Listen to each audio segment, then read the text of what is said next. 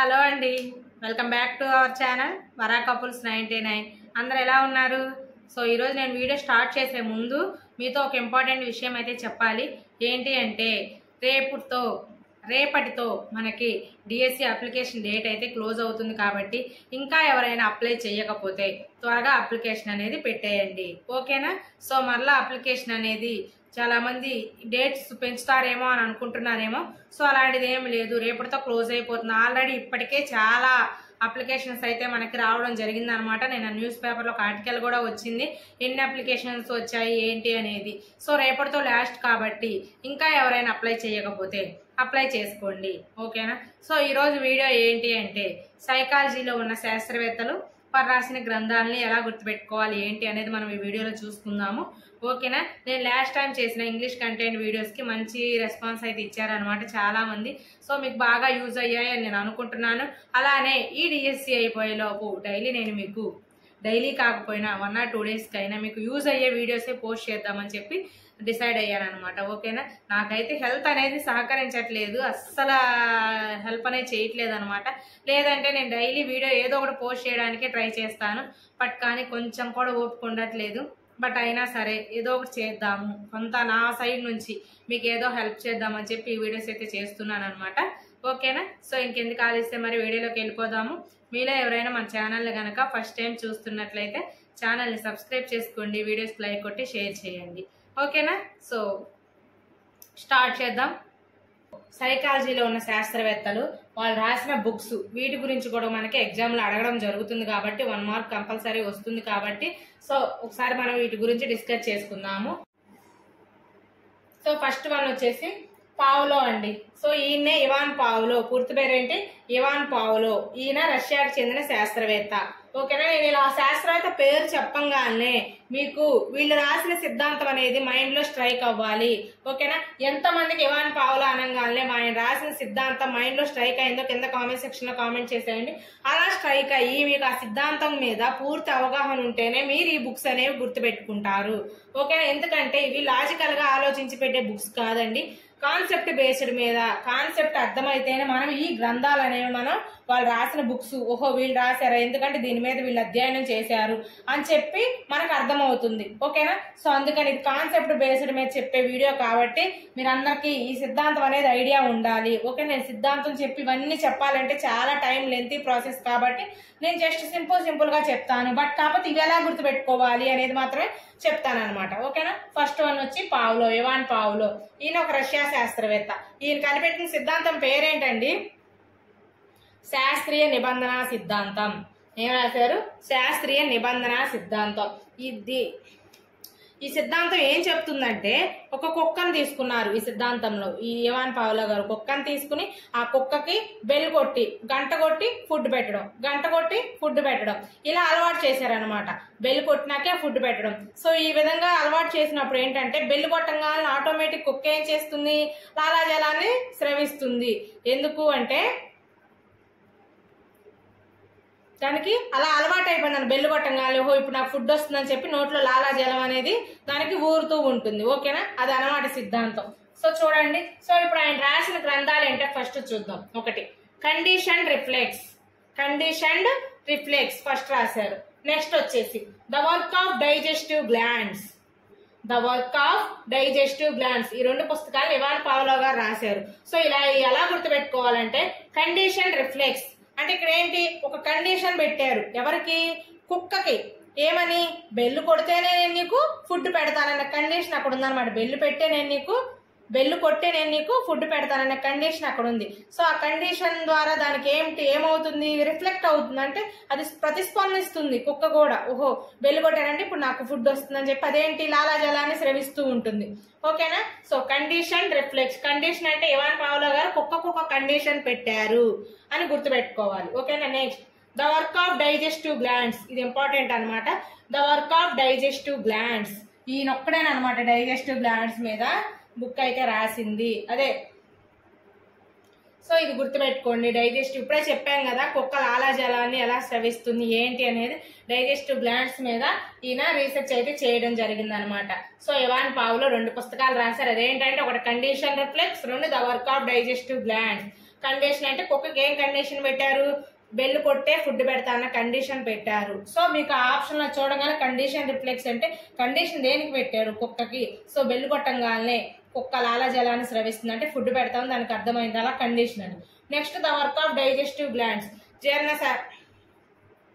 జీర్ణ ప్రక్రియ మీద కూడా ఈయన బుక్ అనేది రాశారనమాట. ఇది very very important, the work of digestive glands. ఓకేనా? సో ఈ రెండు. నెక్స్ట్ వచ్చేసి థారండైక్. నెక్స్ట్ ఎవరు? థారండైక్. ఈయన కూడా వెరీ వెరీ ఇంపార్టెంట్ అనమాట. సో ఈయన 3 పుస్తకాలు అయితే రాశారండి. సో ఈయన రాసిన సిద్ధాంతం ఏంటో చెప్తారా?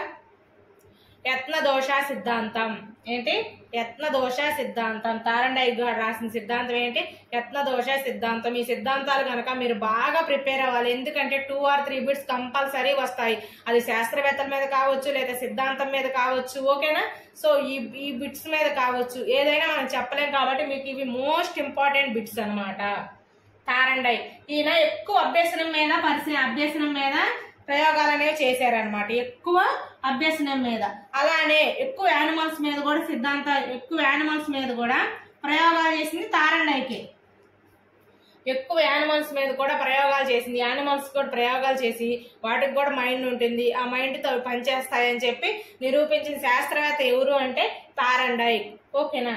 సో ఈ థారండైక్ యత్నదోష సిద్ధాంతాన్ని రాశారు. సో ఇప్పుడు ఆయన రాసిన పుస్తకాలను చూసుకుందాం మనం. First one animal intelligence. ఏంటి? Animal intelligence. ఇందాక చెప్పుకున్నాం యానిమల్స్ మీద ఎక్కువ ప్రయోగాలు చేసింది కూడా థారండైకే. సో అందుకే ఈయన్ని జంతు మనోవిజ్ఞాన శాస్త్ర పితామహుడు అంటారు. థారండైక్ ఏమంటారు?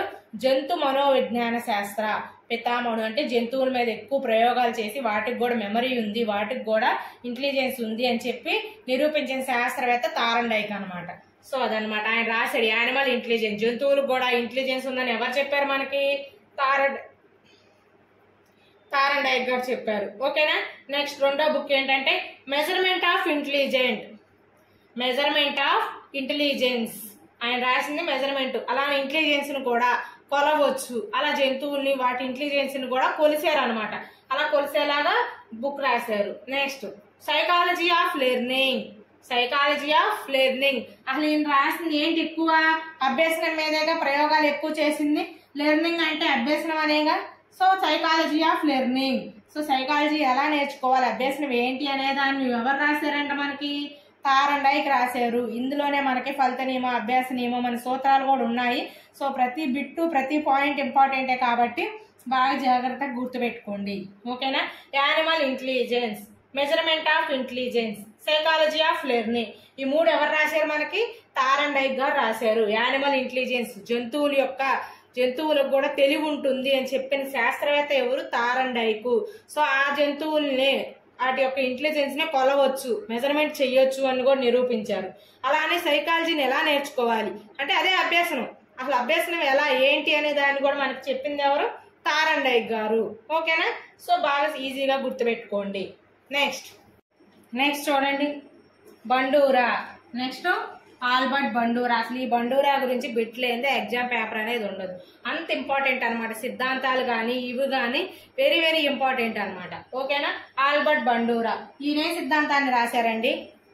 మీలో ఎంతమందికి గుర్తొచ్చింది? సాంఘిక అభ్యసన సిద్ధాంతం, సోషల్ అనేది ఈయనేనమాట. ఓకేనా? సోషల్ గురించి ఎక్కువ, సాంఘిక అభ్యసన సిద్ధాంతం. సో బండూరా అనగానే మీకు ఆయన సిద్ధాంతం గుర్తుకు రావాలి. ఏం గుర్తొచ్చింది? సాంఘిక అభ్యసన సిద్ధాంతం. ఎవరు రాశారు? Albert Bandura. సో ఇంపార్టెంట్ అనమాట.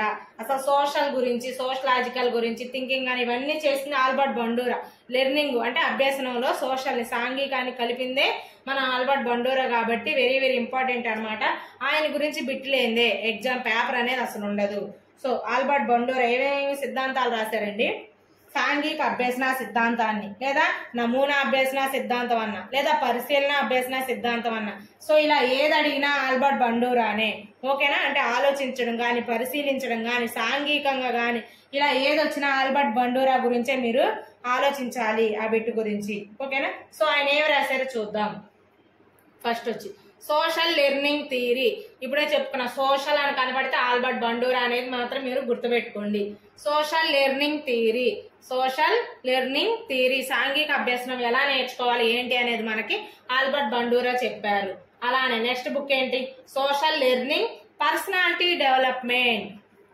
Social learning personality development. ఆ సోషల్ లెర్నింగ్ థియరీ అన్నా దానికి సంబంధించి పర్సనాలిటీ డెవలప్మెంట్ అన్నా రెండు ఆయన రాసిన గ్రంథాలే. మూడోది వచ్చి సైకలాజికల్ మోడలింగ్. సైకలాజికల్ మోడలింగ్, మన ఆల్బర్ట్ బండూరా గారు సైకాలజీలో మోడలింగ్ చేశారంట. ఆల్బర్ట్ బండూరా, ఓకేనా? చాలా గుర్తుపెట్టుకోండి. ఆల్బర్ట్ బండూరా సైకలాజికల్ గా మోడలింగ్ అంటే సైకాలజీలో మోడలింగ్ చేశారు. ఎవరు చేశారు? ఆల్బర్ట్ బండూరా, ఓకేనా? Very very most important topic Albert Bandura. ఒకవేళ మీరు ఆయన కనుక జాగ్రత్తగా చదవకపోయినట్టే ఇప్పుడైనా వెళ్ళి సైకాలజీ బుక్ తీసి ఆయన గురించి ఆయన రాసిన సిద్ధాంతాలు అందులో ఉన్న టాపిక్ ఈ బుక్స్ అన్ని బాగా చదవండి. ఆల్బర్ట్ బండూరా గురించి లేనిదే క్వశ్చన్ పేపర్ మాత్రం ఉండదు, ఓకేనా? ఈ most important. Next Kohler. Next ఎవరు? కోహిలర్ అనమాట. సో ఈయన సిద్ధాంతాన్ని రాశారండి, అంతర్దృష్టి అభ్యసనం. కోహిలర్ రాసిన సిద్ధాంతం ఏంటి? అంతర్దృష్టి అభ్యసనం. సో అంతర్దృష్టి అభ్యసన సిద్ధాంతం వేటి మీద ప్రయోగం చేసి రాశారు? చింపాంజీ. సో మీకు కూడా తెలియాలి, ఎందుకంటే ఏ శాస్త్రవేత్త ఏ జంతువును ఉపయోగించారు అనేది కూడా బిట్టే అనమాట. సో చింపాంజీల మీద ప్రయోగం చేసిన శాస్త్రవేత్త ఎవరన్నా కోహిలర్ అని చెప్పాలి. అదే కుక్క మీద అంటే ఇవాన్ పావ్లో, అదే ఎలుక మీద అంటే స్కిన్నర్. అలా వాళ్ళు యూజ్ చేసిన జంతువులు. అదే సాంఘికంగా అయితే ఆల్బర్ట్ బండూరా. ఇలా మీరు అన్ని టాపిక్స్ ని మీరు గుర్తు చేసుకుంటూ ఉండాలి, ఓకేనా? కోహిలర్ రాసిన బుక్ ఏంటి? The mentality of apes. The mentality of apes అనమాట. ఏప్స్ అంటే ఏంటి? తోకలేని కొద్ది చింపాంజీ అని అర్థం, ఓకేనా? సో చింపాంజీల మెంటాలిటీ ఎలా ఉంటుంది ఏంటి అనేది మనకి అంతర్దృష్టి అభ్యసన సిద్ధాంతం ద్వారా కోహిలర్ గారు వివరించారు. సో ఇది ఈజీగా మీరు పెట్టేయచ్చు. ఏప్స్ అంటే చింపాంజీ. చింపాంజీల గురించి ఎవరు చెప్పారు? కోహిలర్. సో దీనికి పెద్ద కోడే మనకేం అవసరం లేదు, ఓకేనా? నెక్స్ట్ చూసుకుందాం. నెక్స్ట్ వచ్చి కోఫ్కా. నెక్స్ట్ ఎవరండి? కోఫ్కా. సో ఈయన రాసిన ఏంటి అంటే ప్రిన్సిపల్స్ ఆఫ్ గెస్టాల్ట్ సైకాలజీ. మీ అందరికీ గెస్టాల్ట్ వాదం తెలుసు, అందులో ముగ్గురు ఉంటారు. ఆ ముగ్గురులో ఒకళ్ళు కోఫ్కా అనమాట. మిగతా ఇద్దరు పేర్లు మీరు ఎంతమంది తెలుసో కింద కామెంట్ సెక్షన్ లో కామెంట్ చేయండి. గెస్టాల్ట్ వాదం అంటే 3 మెంబర్స్ ఉంటారు, వాళ్ళలో ఒకళ్ళు కోఫ్కా. మిగతా ఇద్దరు పేర్లు మీరైతే కింద కామెంట్ సెక్షన్ లో కామెంట్ చేసేయండి. ఫస్ట్ వన్ వచ్చేసి principles of gestalt psychology. So Koffka గారు రాసిన గ్రంథం ఏంటి?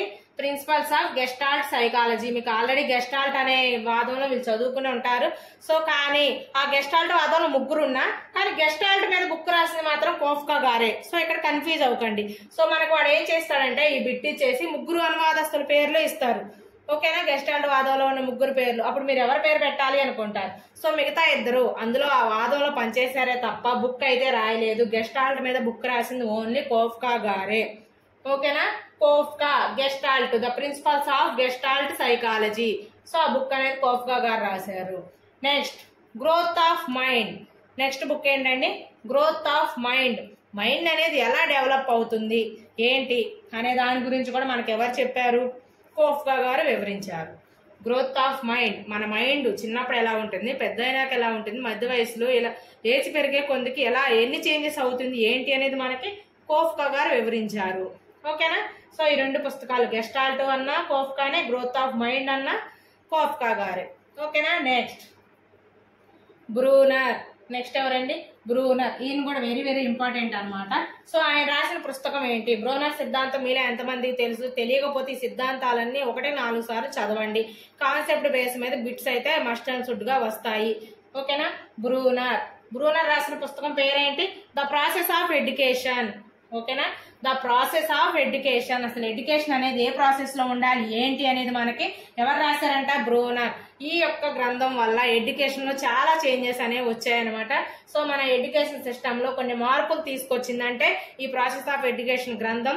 సో ఆ గ్రంథకర్త ఎవరు అంటే బ్రూనర్. సో ఇది very very important. The process of education, అసలు ప్రాసెస్ ఎన్ని విధాలుగా ఉంటుంది, ఎడ్యుకేషన్ అనేది ఎన్ని విధాలుగా ఉంటుంది ఏంటి అనే దాని గురించి మొత్తం మనకి బ్రూనర్ గారు ఈ బుక్ లో మెన్షన్ చేశారు, ఓకేనా? Next Chomsky.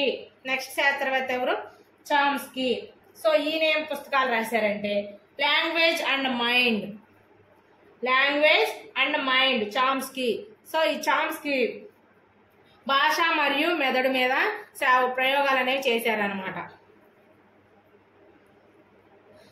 ఈ చామ్స్కీ గారు లాంగ్వేజ్ అండ్ మైండ్ అంటే భాష మరియు మెదడు మీద ప్రయోగాలు చేసి మనకు ఒక బుక్ అయితే రాయడం జరిగింది అనమాట. చామ్స్కీ లాంగ్వేజ్ అండ్ మైండ్ భాష మరియు మెదడు మీద చామ్స్కీ గారు బుక్ అయితే రాయడం జరిగింది. రెండోది the logical structure of linguistic theory.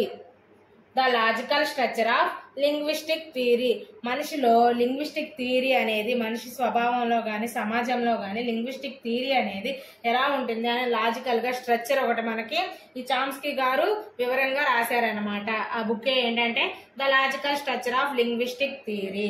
Chomsky logical గా స్ట్రక్చర్ అనేది ఒక లింగ్విస్టిక్ థియరీ అనేది లాజికల్ గా ఆలోచించి రాశారు. ఎవరో చామ్స్కీ. అలానే దాన్ని ఆయన ఏం రాశారు, లాంగ్వేజ్ మరియు మైండ్. ఇది కూడా ఇంపార్టెంట్, ఆల్రెడీ ఎగ్జామ్ లో 2 times అడిగారు. లాస్ట్ టైం టెట్ లో కూడా లాంగ్వేజ్ అండ్ మైండ్ బుక్ ఎవరు రాశారు అని అడగడం అయితే జరిగింది అనమాట. So Chomsky. వీటికి ఏమి కోడ్లు అలా ఏమి ఉండవండి, ఆ టాపిక్ మనకు అర్థమైతే ఓకేనా. ఫస్టే చెప్పా మీకు, ఆ సిద్ధాంతం అనేది మీకు అర్థమైతేనే మీరు బిట్స్ అనేవి ఆ బుక్ చదివి ఓహో అదే సిద్ధాంతం గురించి చెప్తుంది ఏంటి అనేది తెలుసుకుని మీరు బిట్ అయితే పెడతారు. ఓకేనా. ఇది ఇక్కడతో పార్ట్ 1 అనమాట. పార్ట్ 2 నేను నెక్స్ట్ రిలీజ్ చేస్తాను. ఇంకా కొంతమంది శాస్త్రవేత్తలు ఉన్నారు మనకి సైకాలజీలో. ఓకేనా. సో ఇదండి ఈరోజు వీడియో. ఇంకా కొంతమంది మనకి ఇంపార్టెంట్ శాస్త్రవేత్తలు అయితే సైకాలజీలో ఉన్నారు సిలబస్ ప్రకారం. వాళ్ళ గురించి నేను రేపు నెక్స్ట్ వీడియోలో మీకు వాళ్ళు రాసిన గ్రంథాలని టాపిక్ ఎక్స్ప్లెయిన్ చేస్తానన్నమాట. ఓకేనా. ఏంటక్క ఇంగ్లీష్ ఏమో సింపుల్ గా కోడులతో చెప్పావు, సైకాలజీ ఏమో ఇవి టాపిక్ గా ఉన్నాయి అర్థం కావట్లేదు అని అనుకుంటూ ఉంటారు. అన్ని లాజికల్ కుదరవు కదండి, కొన్ని కాన్సెప్ట్ బేస్ ఉంటాయి, అవే ఇవి అనమాట.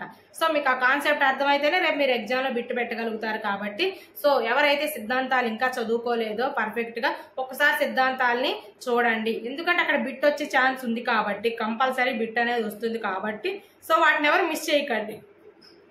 సో మనకు ఉన్నారు చాలా మంది, నేను బట్ సిలబస్ ప్రకారం కొన్ని మాత్రమే మెన్షన్ చేశాను అనమాట. మిగతా కొన్ని అయితే నెక్స్ట్ వీడియోలో అప్లోడ్ చేస్తాను. మీ అందరికి అర్థమైందని నేను అనుకుంటున్నాను. కానీ మీకు ఇవి అర్థం కాలేదంటే మీకు ఆ కాన్సెప్ట్ అర్థం కాలేదనే అర్థం అనమాట. ఒకసారి కాన్సెప్ట్ చదివి ఆ తర్వాత వచ్చి ఈ బిట్స్ అనేవి చూడండి, అప్పుడు మీకు ఈజీగా అర్థమవుతాయి. ఓకేనా. సో ఈ వీడియో మీకు యూస్ఫుల్ అనిపిస్తే మన వీడియోకి ఒక లైక్ చేయండి, మన ఛానల్ని సబ్స్క్రైబ్ చేసుకోండి. Thank you.